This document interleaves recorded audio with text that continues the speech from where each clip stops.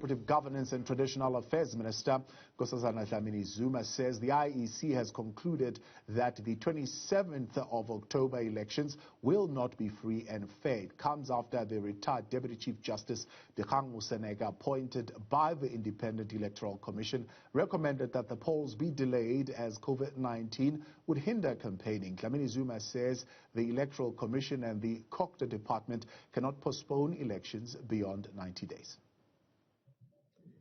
The legal opinion concluded that by resolving to adopt the report, the IEC, by implication, has concluded that the elections held in October 2021 will not be free and fair, and has resolved to follow the recommendations of the report.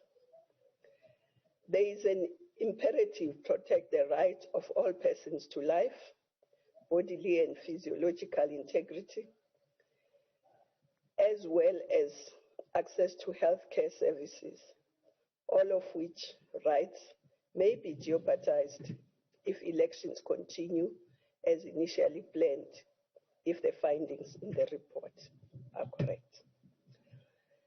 The minister is not empowered to postpone the elections to a date beyond 90 days after the expiry of the term of the municipal councils, as prescribed by Section 159(2) of the Constitution. Dlamini-Zuma adds that the 2021 local government elections will be proclaimed on the 27th of October for now, and she says this is pending finalization of either an electoral or constitutional court ruling on the way forward. The minister is bound to fulfill her constitutional and statutory obligation to timelessly proclaim the election date for the elections. There is currently no court order that would excuse the minister from fulfilling her constitutional and statutory obligations.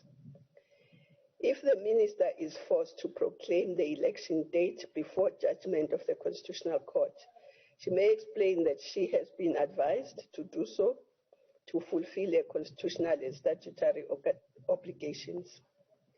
If the court postpones the election, the minister would not have acted in contempt of court. Proclaiming the election date for 2021 would only be prohibited if there is a court order postponing the elections to no later than February 2022. Now let's get a reaction on this. I'm joined by the President of the United Democratic Movement, General Bantu Holmisa, and the African Christian Democratic Party leader, Reverend Kenneth Meshoe. Gentlemen, good evening, and thank you very much for your time tonight. General, let's start with you. I mean, literally the minister saying, well, I'm just proclaiming the date in order to allow the IEC to then fulfill the legal requirement to then later postpone that date to next year. I mean, is it a critical and important step that the minister has taken? I don't think at this stage we should press panic buttons. The minister had to follow the procedures. For instance, he cannot overrule the president. The president announced the date of election in October. And therefore, the minister is correct to say, procedurally, I would be wrong if I were to just cancel the date for October. So, as we speak, we know that there are separation of powers. So the Concord, therefore, when it listens to IEC, they will make sure that the issues related to procedures have been adhered to, namely that indeed the president has announced the date as recommended by the IEC against the wishes, of course, of other political parties. Secondly, an inquiry was made or a reviewal was done by the former Deputy Chief Justice, and he has recommended that let the elections be next year. So the next step, therefore, is to test the veracity of those findings by the Deputy Chief Justice. Fortunately, the majority, if not all, of all the political parties have agreed with the Deputy Chief Justice that the elections must be next year. What the IEC still has to do, if the Concord nods to the postponement because of the reasons advanced, is for the IEC to swallow its pride and make sure that they recognize the stakeholders in this in the elections. Namely, will the parties be ready by end of February? And will the cabinet, on the advice of the scientists, be ready to relax for political parties to do campaigns door to door and so on? So there's a lot of things which must be done here. But to be practical, the elections will only be free and fair at the end of March or in April. Yeah. To be practical. Let us not just fool our people. Let's face the reality. This COVID-19 pandemic is a killer. And until such time the nation has been vaccinated, then we can talk serious politics. Reverend, let's get your reaction to the announcement by the Copter Minister today, the proclamation of the election, local government election to the 27th of October to allow the IEC to then go ahead with its court application so that there will be a court order that then tells the minister what to do as far as the postponement is concerned. Well, the minister is procedurally correct. Even though we expected elections to be postponed and the IEC to take the matter to the Constitutional Court, the IEC could not take it to the Constitutional Court before a proclamation was made. So it is a necessary step in the right direction.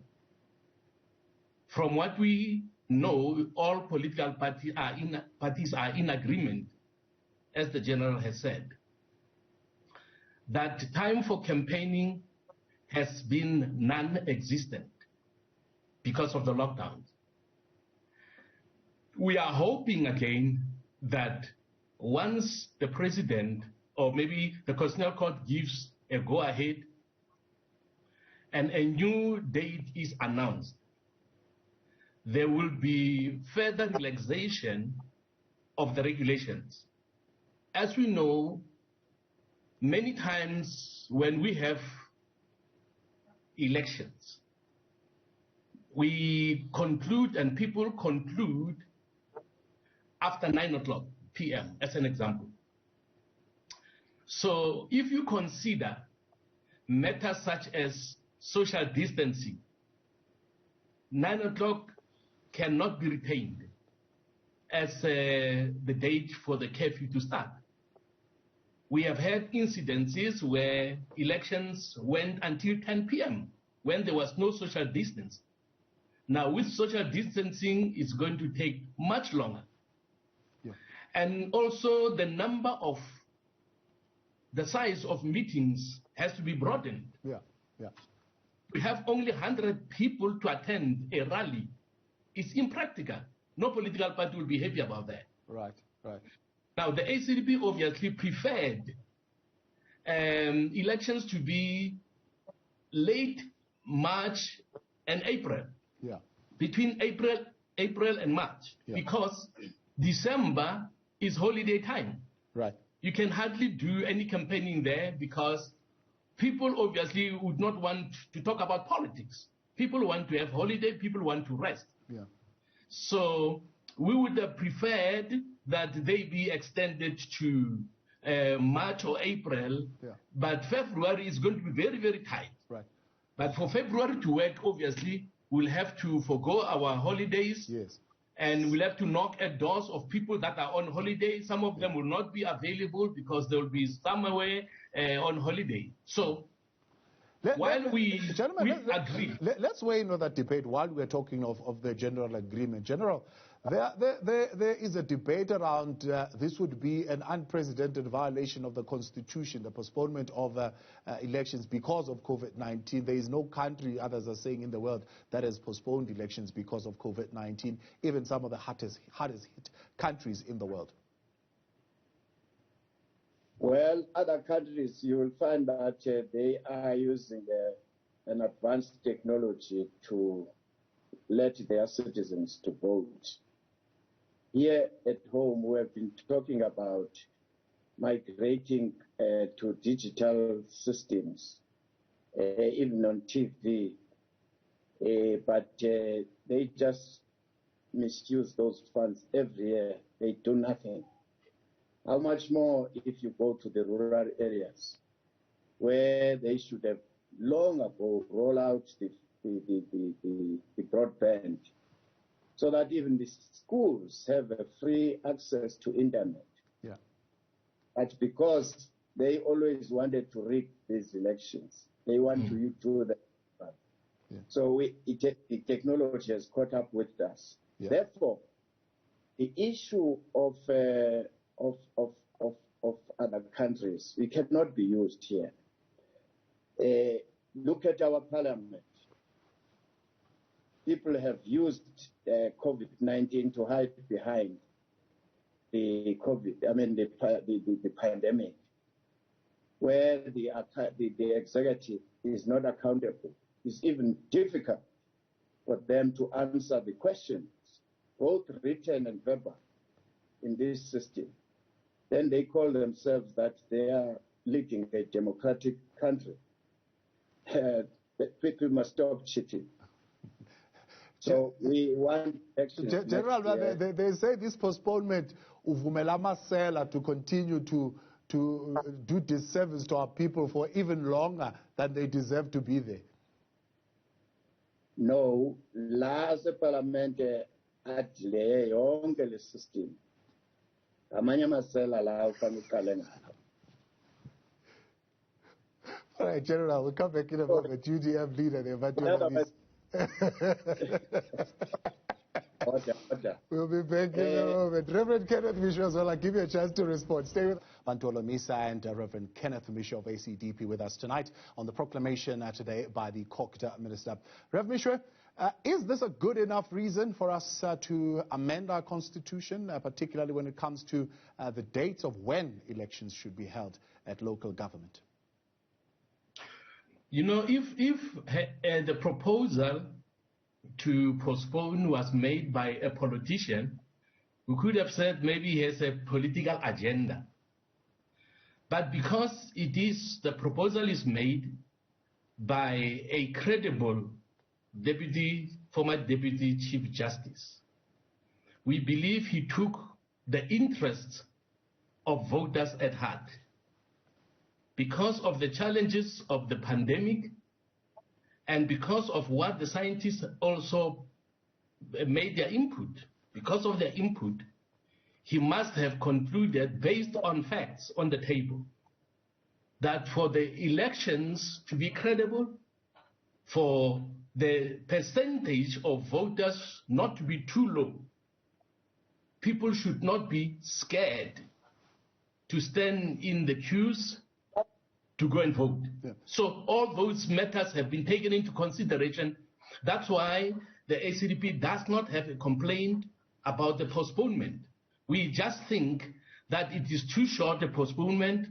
March, April could have been better because we are losing December. We're going to lose December, and it will not give us sufficient time to campaign. Yeah.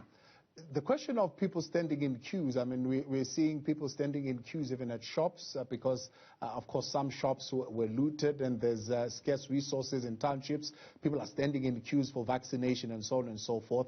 If they can stand in queues in those instances, why can't they stand in queues to vote? When you look at the queues for people who want to vote, they are very long if they respond well, and sometimes it takes them hours. Something that when they go to the shops does not happen, except obviously after the looting that has taken place. There are scarcity of foodstuffs and so on. That's why you see longer queues. But under normal circumstances, when people go shopping, you do not find queues that are as long as during elections. So I think it is sensible, and I don't have a problem, as I said, about people saying, or the Deputy Chief Justice saying, for people to be able to vote, people should not worry about their health. And if the queues are too long and people become impatient, we know that queues are going to be shorter and shorter because people will be thinking, I need to get there and get out of here as soon as possible. So to give the people an opportunity for the infections to drop and everybody to be convinced that things are coming now under control, that would give, I think, more participation of voters than otherwise. General, are you convinced that the government will be able to keep up with the vaccination rates to the extent that come March next year, a vast number of South Africans would have been vaccinated? Well, let's hope that if they keep on sticking to the program of 300,000 a day or so, we could at least try and reach 45 to 50%, I hope, depending, of course, on the arrival of these vaccines. I heard a noise that at what is it, Kabanya, they are now manufacturing the vaccine locally, so it should move quicker. But the other thing which you need to know on preparing for elections, political parties do have conferences, list conferences, where the councillors are elected. That will also impact negatively if the president continues to limit the numbers to 100. For people to meet, or 50. And we sometimes question what scientific research is based on this. But one sense that there's too much politics behind it. At one stage, we almost flattened the curve in this country, if you recall. Yeah. But the numbers were still limited. Low, very low. But if you look at Britain and other countries, you will find that these guys were quick in relaxing issues and roll out all these vaccines. There's a little bit of politics here. I'm sorry to say that, but we are not in close to the government. But as I came back. What do you make, speaking of these contradictions, of the Minister of Basic Education saying, well, I want the distance now to be brought down to 500 meters so that we can be able to have, rather half a meter, I beg your pardon, so that we can be able to have more students in classroom. Yet we are still saying, no, we can't have people gathering more than 50. There's a bit of a disconnect there. I'm afraid, I'm sorry to say this, because the caliber of the cabinet we have leaves much to be desired. They tend to contradict themselves, and they even contradict their own president. Yeah. And you need to ask some questions. Where are these guys? Where are they coming from? Why ANC does? I thought ANC has quality material, but the people who are in these positions,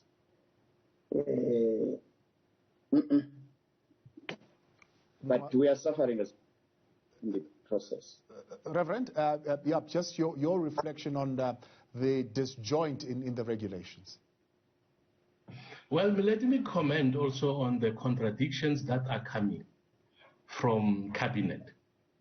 It is shocking and it is undermining the credibility of the cabinet we have in South Africa.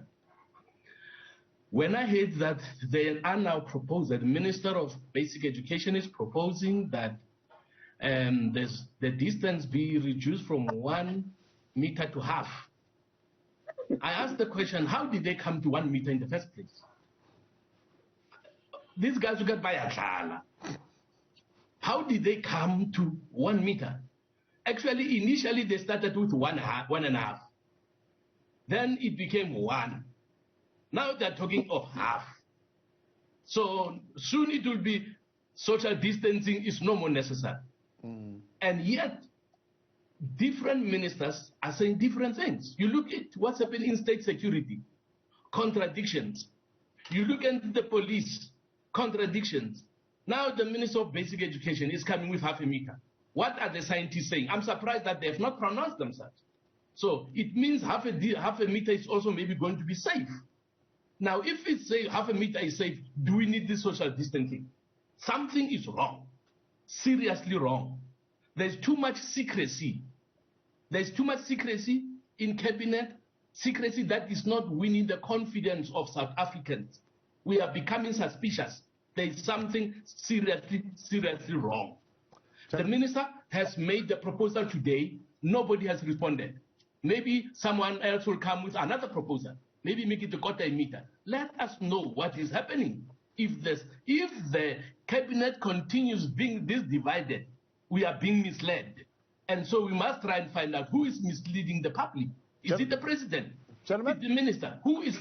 Things are not right there. I believe I've got to let you go because you've got another engagement, both of you. So I do appreciate you having come on. Thank you very much, leader of the UDM there, President Bantu Holmisa, as well as Reverend Kenneth Meshoe.